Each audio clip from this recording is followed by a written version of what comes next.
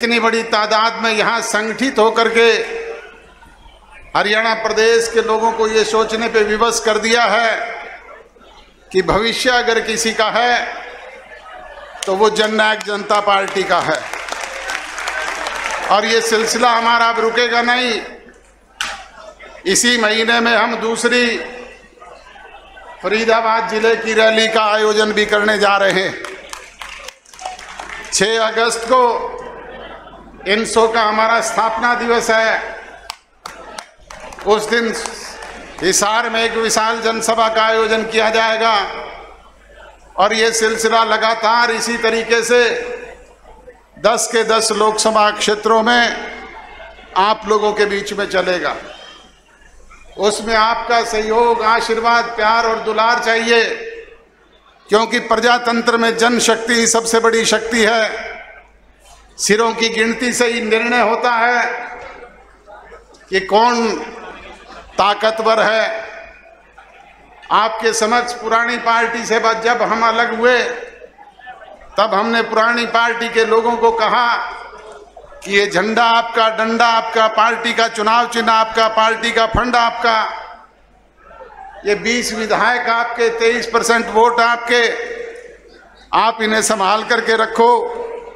हम तो लोगों के बीच में जाएंगे और जननायक चौधरी देवीलाल की सोच पर पहरा देने वाले लोगों के बीच में एक नया घर बसाने का काम करेंगे।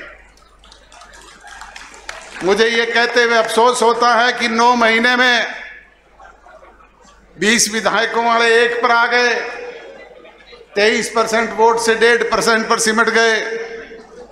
दूसरी तरफ आपने इस होनहार नौजवान की पीठ पर हाथ रखा। पांडु पिंडारा की धरती पर लाखों की तादाद में एकत्रित होकर के आपने इसकी पीठ थपथपाई, प्यार, प्रेम, सहयोग और आशीर्वाद दिया, जिसकी बदौलत 17.5% वोट और 10 विधायक चुन करके आपके हरियाणा प्रदेश की असेंबली में गए। और उसी की बदौलत राजभाग में आपकी हिस्सेदारी हुई।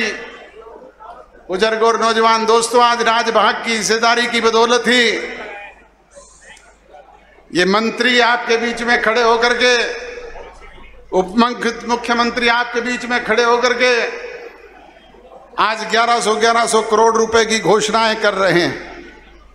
अगर ये राज की ताकत ना हो तो फिर विधायक तो 40 घूमते रहो, चाहे कोई पूछने वाला नहीं है। जिसके पास ताकत होती है उसी की पूछ होती है।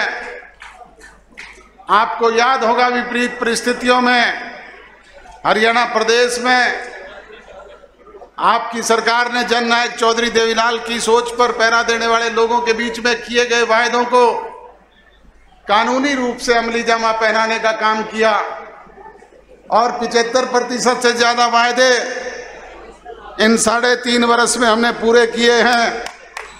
मैं बार बार उन बातों को दोहराऊंगा नहीं, मेरे से पूर्व वक्ता बता चुके हैं। बुजुर्ग और नौजवान दोस्तों, जो कोई कोर कसर, कमी, कोताही पिछले 3.5 वर्ष में रही है, मैं आपको विश्वास और भरोसा दिलाता हूं कि आगामी 1.5 वर्ष में उसकी भरपाई करने का काम ही नहीं करेंगे, बल्कि सवाया करके आपको देने का काम करेंगे। और आपसे भी गुजारिश और विनती करूंगा कि आप लोग भी संगठन की दृष्टि से जो कोई कोर कसर, कमी, कोताही रही है उसकी भरपाई करने का काम आप करना। और उसके लिए सीधा सा एक फार्मूला है, हर बूथ पे एक बूथ योद्धा, एक मजबूत बूथ सखी, एक मजबूत बूथ एजेंट और अनुभवी लोगों की टीम उनके साथ खड़ी करना।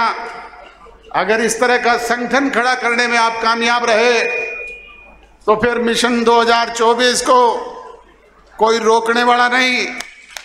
फिर ये 10 विधायक से 46 होते हुए देर नहीं लगती, फिर ये 17% से 51 होते हुए भी देर नहीं लगती। मुझे याद है 1984 का वो चुनाव, जब सोनीपत से चौधरी देवीलाल जी लड़ रहे थे, हिसार से चौटाला साहब लड़ रहे थे। हम 10 की 10 लोकसभा सीट हार गए थे, 0 पे आ गए थे। 10 दिन के बाद मुझे चौटाला साहब ने कहा, मेरा धन्यवादी दौरा बना दो, गाड़ियों को रिपेयर करवा के इनके लाउड स्पीकर ठीक करवा दो और प्रोग्राम बना दो। मैं उन गाड़ियों को, उन दिनों में ये डिस्पोजल की गाड़ियां, जीपें वगैरह ही होती थी, ऐसी गाड़ियां तो होती नहीं थी। उनको लेकर के हिसार के ऑटो मार्केट में एक फौजी डाबड़े वाला मिस्त्री होता था, उसकी दुकान पर गया। वहां जाकर के अभी बैठा ही था कि 5-6 बिश्नोई पहले से बैठे हुए थे। चौधरी भजनलाल उस वक्त प्रदेश के मुख्यमंत्री थे। बिश्नोइयों का दिमाग 7वें आसमान पे था। मेरे को देख करके आपस में बतलाने लगे और कहे कि अब चौधरी देवीलाल सड़कों पर कागज बेशक चुग ले, वोट तो कुछ बचा नहीं है। मुझे गुस्सा भी आया, पर करूं क्या, वो 5-6 थे। मैंने मन में गांठ बांध करके वहां से निकल लिया। 1985 में चौधरी देवीलाल ने नैन की विधानसभा से इस्तीफा देकर के उपचुनाव लड़ा और भारी मतों से विजयी हासिल हुई। थोड़े दिन के बाद न्याय युद्ध का आंदोलन शुरू हो गया और 1987 पहुंचते पहुंचते वो 0 से 90 में से 85 विधानसभा की सीटें आपने जीत करके दी। वो आप लोगों का प्यार, आशीर्वाद, दुलार था, जिसका परिणाम ये रहा। सो बुजुर्ग और नौजवान दोस्तों, आपसे विनती और गुजारिश है कि 1.5 वर्ष में आप लोग संगठित होकर के उसी तरीके का कार्य करने का काम संगठन की दृष्टि से करें।